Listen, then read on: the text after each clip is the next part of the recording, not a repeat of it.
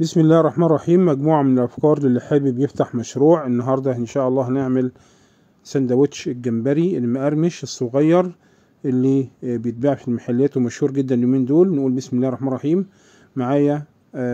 هنعمل النهاردة مقدار سندوتش جمبري. معايا جمبري صغير، طبعا الجمبري بيتباع أو بيجي بقشر وأنت بتقشره، أو يتباع كده لحم زي ما هو كده. الكيلو منه بيتباع ب150 جنيه أو 200 جنيه. بيتبل، بيتحط في التتبيلة عبارة عن توم وليمون وخل وفلفل أخضر مضروبين في الخلاط، وبهارات كمون وفلفل أسمر وبابريكا وشوية من الكركم وشوية من البهار المشكل وبهار سمك وملح طبعا.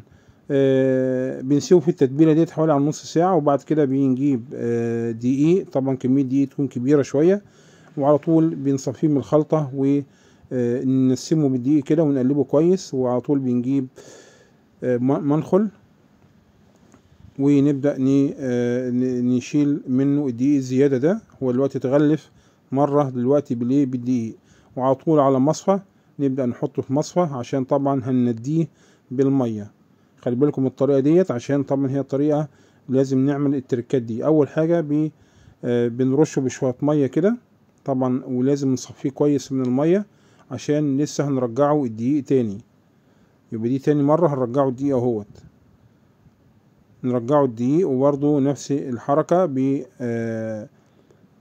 بنفكه من بعض خالص كده بالدقيق. اهم حاجة الدقيق يكون كتير يعني، ونبدأ نغلفه بالدقيق ويتغلف كويس. وبعد كده بنحطه في المنخل تاني بدقيقه كله، عشان طبعا نشيل الدقيق دي كله بالمنخل اهوت كده. خد طبقة تانية من الدقيق، وعلى طول بننزل على في المصفى.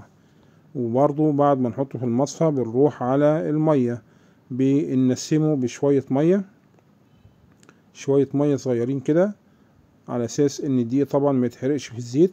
ومعايا زيت يكون زيت غزير، ويكون طبعا زيت سخن. على طول اول ما ننزله في الزيت ما بياخدش حوالي عن دقيقة بالظبط ويكون استوى. طبعا ده جمبري صغير جدا، جمبري صغير لحم، طبعا الاقبال عليه بيكون كبير جدا، والارباح بتاعته بتكون طبعا 100%.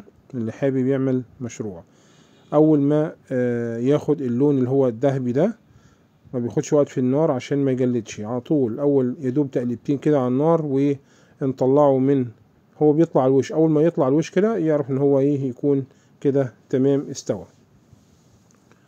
طبعا دي زي ما كل مره بنقول دي زيت اسمه زيت اولين، بيستحمل الآلية. بنصفي الجمبري الصغير من الزيت، وكده بنسيبه لحد لما يصفي الزيت خالص، وطبعا بيكون مقرمش وطعمه جميل جدا. على طول بيكون مجهزين رغيف بلدي عاملينه سندوتش كده، ونبدأ نحشيه بالجمبري. طبعا الجمبري ده بيتقدم مع طحينة، والرغيف ده بيتباع بره ب30 جنيه. ومعايا رشة من الملح ورشة من بهار الشرق الأقصى، وبيتقدم مع طحينة، وطعمه بيكون جميل جدا. اللي حابب يفتح مشروع مربح 100%. دي بعض الأفكار إن شاء الله، وتابعونا في فيديوهات جاية كتير. والسلام عليكم ورحمة الله.